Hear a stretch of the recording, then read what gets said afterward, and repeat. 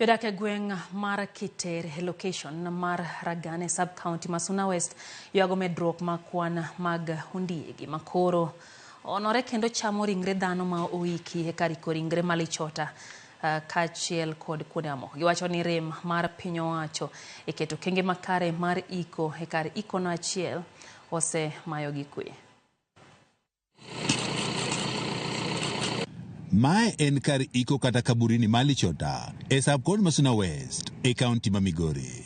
En kanyono ma osetigo e kano ringre mag oganda mathoth, mamoko kuomgi anyuola gi ok oyangi.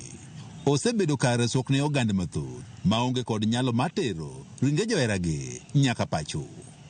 Ringre mag oganda mathoth mabende osebudhe kuonde kano ringre nikech anyuolagi ok oyangi. Bende piny owacho osebedo ka koro iko e kaburini malichota. The burials which had been done there were done 4 months ago when we were disposing unclaimed bodies from the hospital. We did. But you know, these people who are now coming at night to bury their dead ones, they don't seek opinion, they don't seek permission from us. Already we have developed Environmental Public Health Act which is going to address that. Kata bed ni kaburini malichota osekelo resruok ne oganda mathoth, jogo ma ike kaburini ni onge kod kwe nikech otoche masani koloko ringre dhano gago.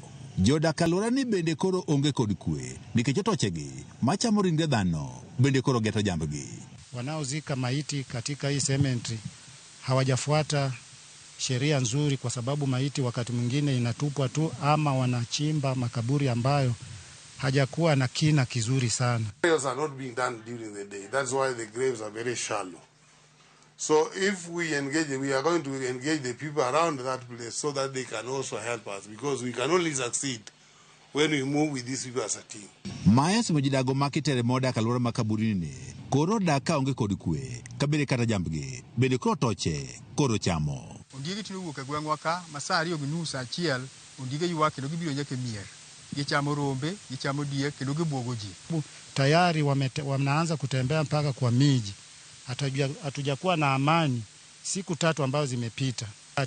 Hata wameanza kukula umbwa zetu, na tunahofia ya kwamba hata watoto wetu wanaweza hata kukulwa na hao afisi, kwa sababu wamezoea kukula watu kule makaburini. Higni machien mokalo jogo moda kalora ni bende ne oseyuak ni kata mana guogi magipidho bende ne osebedo kalimo kaburini kendo ting'o fuondi mag dhano magidhigo nyaka pacho. Jodak makitere yuak ni onge yo makare piny owacho oseketo mane chendogo mag ik otim makare e kaburini ni. Iko mare okosebet maber, mane gira achiel mwaneno ka chandowa. Nikech cemetery chutho odwani mondo timne wall fence maber to bedo gi chenro maber mar iko.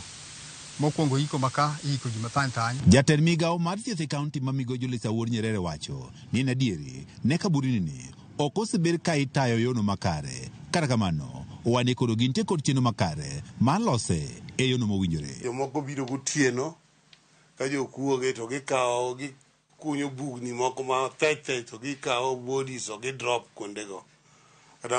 Koro ka gigodiochieng' kata gotieno to ondiegi biro to ywa bodies go. Gima gitimono rach, sani wang'iyo gi wenge te, wabiro timo ni kanyo chiel maber, kata wabiro keto jowa, kata sani nitie jowa mawuotho maluorore kanyo, to wadhi temo manyalore mondo wane ni gino wachunge.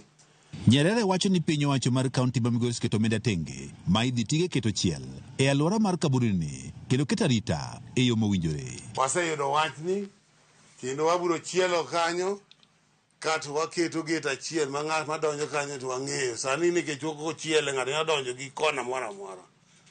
Tanyisogi ni wasewuoyo kaka department kendo gima nuneno no ok binene kendo.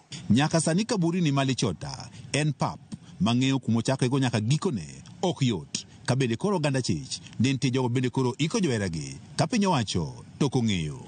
George Juma, Ramogi TV, Migori.